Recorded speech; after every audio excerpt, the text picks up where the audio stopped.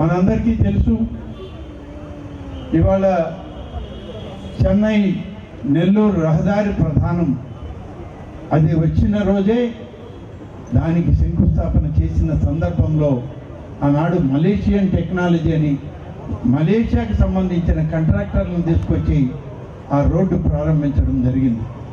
ఇవాళ భారతదేశం అంతా విస్తరించింది. భారతదేశం అంతా విస్తరించిన తర్వాత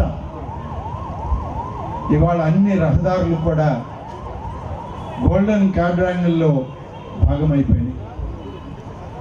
అంతేకాదు, వాజ్పేయి గారి హయాంలో ఈ దేశ సమగ్రత కోసం చేసినటువంటి ప్రయత్నంలో, అలాగే రేపటి పౌరులకు, రేపటి తరానికి ఒక భవిష్యత్తుని ఇవ్వాలని చేసి ఆయన ఆలోచన చేసిన విద్యా వ్యాప్తిలో సర్వశిక్ష అభియాన్ అనేటువంటి ఒక కార్యక్రమం నాటి నుంచి నేటి వరకు కూడా రేపటి తరానికి విద్యార్థులకి ఉపయోగపడుతున్నాయని చెప్పి చెప్పాల్సినటువంటి అవసరం ఉంది.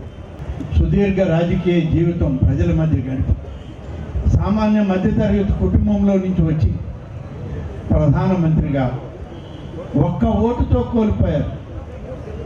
ఒక్క ఓటుతో కోల్పోయేటువంటి ప్రధానమంత్రిని ఎక్కడైనా ఉంది అంటే అది భారతదేశంలో వాజ్పేయి గారి సమయమే.